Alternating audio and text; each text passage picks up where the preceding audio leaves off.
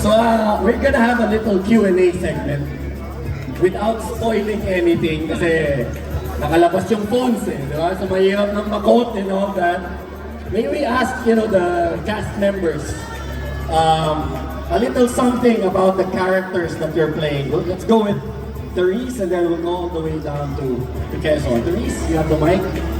Hello po sa inyong lahat. Ako po si Therese Malvar and I play the role of Nadia Hernando, ang anak ni Joven Hernando. May anak na si Joven Hernando! Alam mo ba walang spoiler? Alam mo ba walang spoiler? Doon pa lang, spoiler na po yun. Grabe, salamat po sa pagsimula ng spoiler. So sino nanay mo? Oh! Alam niyo ba ibig sabihin ng Joven? Joven means youth.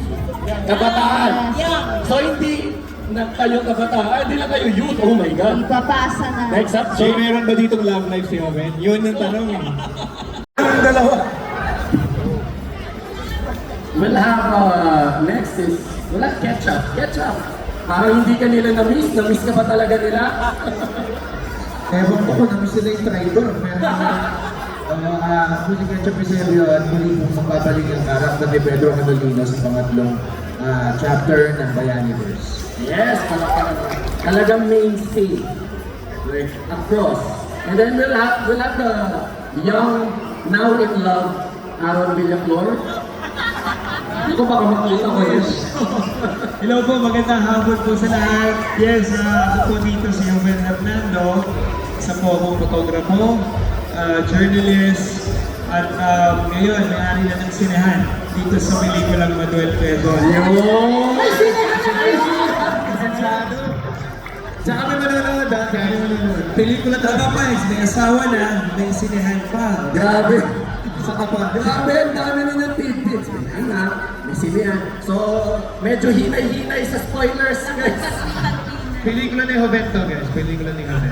Next up, Sir Chris. Yes, I'm Chris Villanueva and I play Joven Hernando. Si Joven, isa mo ka. Talaga. Next up, Kareel. A little bit of something. Hello. Dahil nasa Toycon tayo. Amisala? Yo!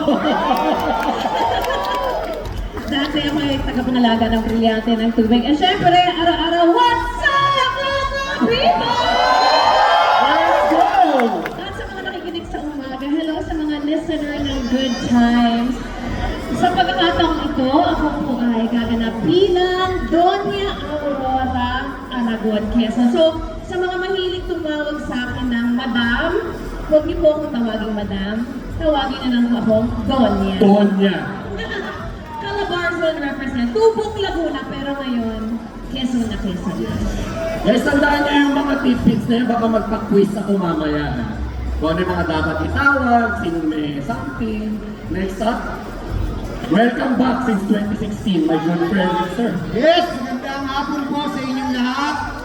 Ako po si Mon Confiado at isang malaking karangalan na magkasama muli sa third part ng trilogy ng General Luna. From General Luna to Goyo, ang Batang General. At this time, si Aguinaldo ay kontrobersyal pa rin sa pelikula ito. Sabi naman.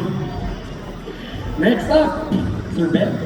Good afternoon. My name is Benjamin Alves and I play the role of the young Manuel Quezon, abogado at gobernador ng Tayabas.